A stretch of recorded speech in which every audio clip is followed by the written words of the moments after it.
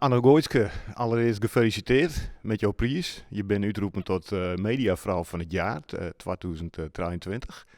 Wanneer jaren je dat? Nou, eigenlijk jette ik dit van de morgen officieel. Van tevoren wie er al een beetje heeft had ik beschikbaar wie toevallig vanmiddag voor een interview voor de omroep. Maar goed, ik dwar dat nog net helemaal echt maar 100% te sissen. Maar ik dacht, nou van de morgen een mail jippen je. En toen zeg ik dat een van de juryleden die hier op LinkedIn zet van nou, dan gooi ik logwenske mooi het beheljen van deze prijs. Dus ja, dat wie voor mij wel een hele goede start van de man die zo. Ja, wat was je eerste reactie toen je die mail opende?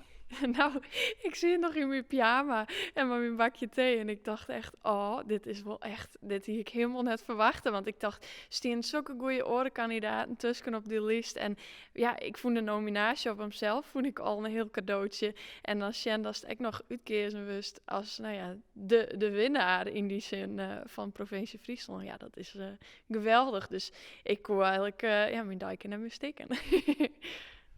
Wat bestut die prijs voor jou?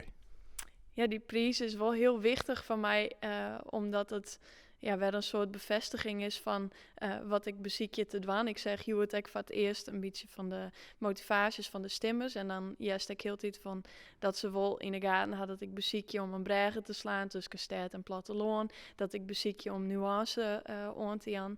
En deze prijs, vaker in de media van vrouwen, betekent natuurlijk ook heel wat voor de representatie van de vrouw. En ja, daar viel ik me echt op in. Ik ben een soort onderzoek aan het doen naar de rol van de vrouw op het platteland. En ik in de skiertnis. En dan denk ik, nou, het is heel goed dat er nou er daar een keer aandacht besteden wordt aan dat dat toch net vanzelfsprekend is. Zelfs in 2024 net. Dus van mij is dat een enorme opstekker dat ze mij als een soort voorbeeld aandragen vanuit de organisatie. En ik hoop heel innig, maar dat ik dat meer weer maatje ken nou natuurlijk. Ja, in die zin vind je de prijs ook terecht. Nee, ja, nee, dat was ik echt net om mezelf te zeggen. Nee, want als ik die orenkandidaten zie, dan denk ik, oh, er zijn al die vrouwen haar een verhaal te vertellen. En dat doen ze alweer op een hele goede manier. Jeelt ik voor de orenkandidaten en de orenwinnaars uit de provincies in Nederland. En dan denk ik van, het is net zozeer dat ik mezelf een terechte winnaar daarin vind.